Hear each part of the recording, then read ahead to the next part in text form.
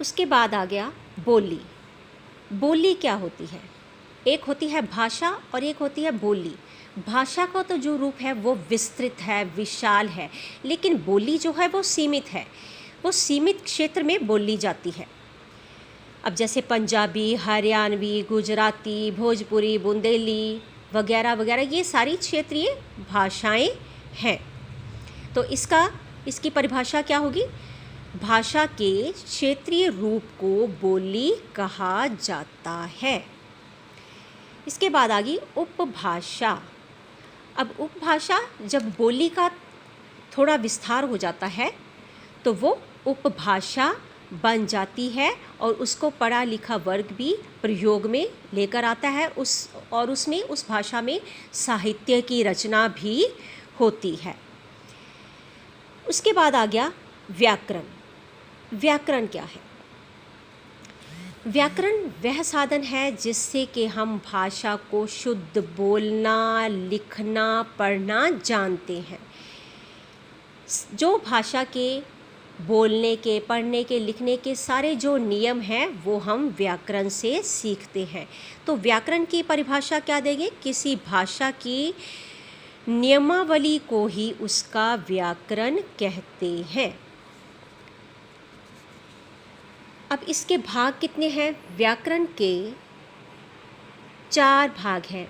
वर्ण विचार, दूसरा शब्द विचार, तीसरा पद विचार और चौथा वाक्य विचार। वैसे तो 3 होते हैं, वर्ण विचार, शब्द विचार और वाक्य विचार। यहाँ पर भी एक्सप्लेन 3 ही है। वर्ण विचार में हम वर्णों का उच्चारण कैसे करना है, उनका आकार कैसा है, उनका संयोग और संधि आदि नियम कैसे हैं, ये सारे हम वर्ण विचार के अधीन जानते हैं। दूसरा है शब्द विचार। इसमें हम शब्दों पर विचार करते हैं, शब्दों के भेद, उनकी रचना कैसे होती है, कहाँ से वो शब्द आए हैं, वो देशी हैं, विदेशी हैं, के हिंदी के हैं, संस्कृत के हैं, उनके बारे में हम जानते हैं। तीसरा है वाक्य विचार। अब वाक्य में वाक्य के भेद, वाक्य का पदों के साथ संबंध, उसका विश्लेषण, उसके भेद, उसकी व्याख्या, वाक्य कैसे है, कैसे बनते हैं, कौन सा वाक्य है, साधारण है, मिश्रित है, उसके बारे में जानकारी वाक्य विचार में हमें मिलती है। पद विचार, पद होता है वाक्य में जो पद होते हैं उसको सीरियल वाइज लिखना, वाक्य को क्रमबद्ध लिखना पद विचार, वो हम पद विचार में पढ़ते हैं। अब है हिंदी भाषा का मानक रूप। जो आजकल हम हिंदी पढ़ते हैं ये हिंदी का सुधरा हुआ मानक रूप है। इसमें एक रूपता, जैसे आधे अक्षरों को पूरा कर दिया गया है। जो पहले हम पढ़ते थे तो उसमें जो है अब थोड़ा उसकी मॉडिफिकेशन हो गई है, थोड़ा विस्तार कर दिया गया है, तो उसको हम हिंदी भाषा का मानक रूप कहते हैं। अब आगे हिंदी भाषा का महत्व। हिंदी भाषा का महत्व क्या है?